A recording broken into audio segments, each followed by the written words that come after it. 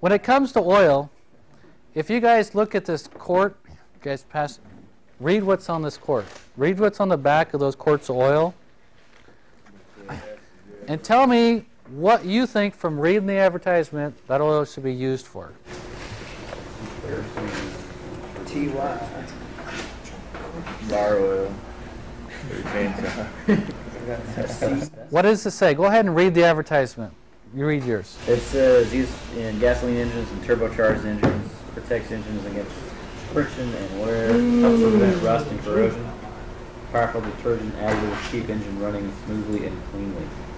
So they're talking about gas engines, turbo engines. It's got lots of detergent in it. It's got some anti-rust. What does yours say? The superior all-weather multi-grade motor oil exceeds all car manufacturers' motor oil requirements for car engine warranties. Reduce oil consumption, keep PCV valves clean. That's for car. SD. That's what he's got. Okay. His is designed mainly for gas, but if you read the top of the can, there's my API rating, so it's actually designed for what? I got SE.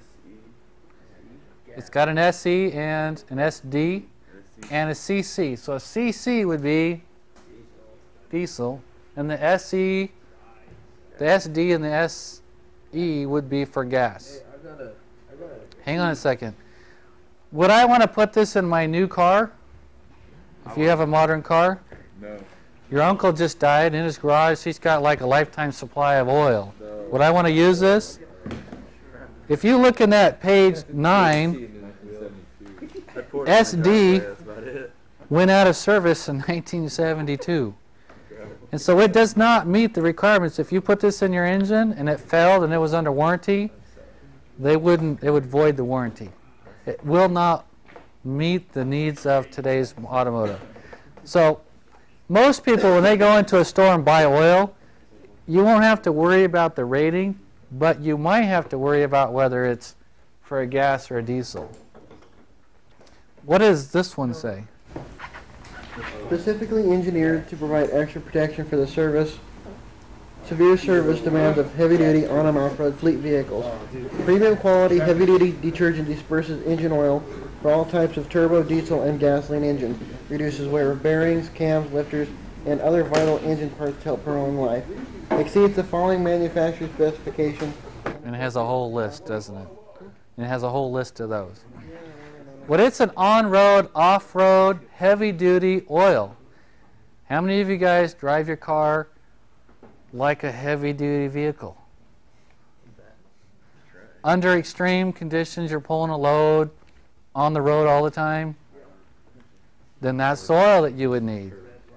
What does the Chevron oil say? Do not use. They can't read. Shh. Use Braille. It's for diesel. That's it?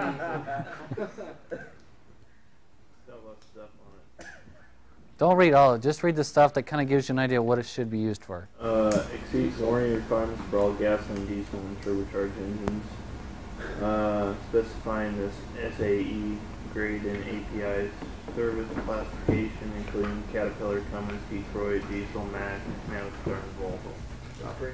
So you're going to see that a lot of these oils actually have gas and they meet the requirements for gas and diesel.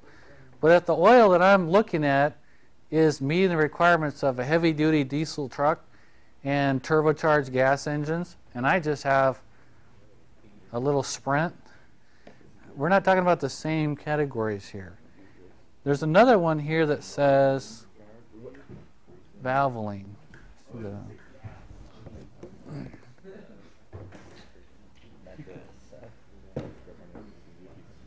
This one here, the Valvoline one, it says modern multi-viscosity formula ensures your year-round engine protection for stop-and-go driving.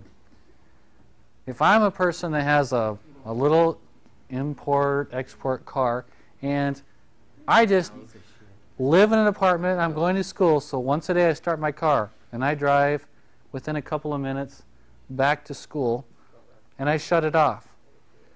And then after school I go out and get in and I drive 2 miles back to my apartment and I shut it off. And I do this every day, and on the weekends I might run down to the store, run and get a movie. That's stop and go. And that's a car that actually starts up and just about reaches operating temperature and shuts off. Just about reaches operating temperature and shuts off. That actually is considered severe service driving. This is the type of oil that's designed for that person that has an automotive that has a lot of stop and go. What that's going to have, if I'm a person that has a lot of stop and go driving, my car is going to start to warm up. It's not going to get warm enough to burn the moisture that's in the car off. That kind of person needs a lot of corrosion inhibitors. They need a lot of anti-foam. They need a lot of detergent because there's going to be a lot of acid in there. If your engine is not running at operating temperature, it's going to have poor combustion. You're going to see a lot of acid and a lot of oxidation that takes place in there. And so I probably don't need a ton of anti-wear inhibitors because I'm not running under extreme pressures and extreme temperatures. And so what I want is a blend that's interested more in stopping rust. I'm looking for something for corrosion and something to kind of hold and dispersants in place so I can change them out. Yeah, I had a T on mine. A T. Yeah, where was that? TO-4. No, -2. 2. That's a certain TO-2 is a certain manufacturer's requirement. It's right here. It's right here. Tractor. No. Remember G and gas? Yeah, it's on a John Deere. That actually is a military. TO-2 I think is a military spec. So that's what that is. So like tank? No. So when you buy, Chad, back to your question, what oil is the best oil? It really depends on what the oil is and what your environment is. If I'm stop and go, I really don't need Dello 400. If I have a vehicle that's a diesel engine, I do pull some pretty good loads a lot, then I would go with a better oil. And I would say in the heavier diesel engine market, the Dello 400 is probably the best oil that most farmers that you talk to that run heavy equipment run a Dello 400.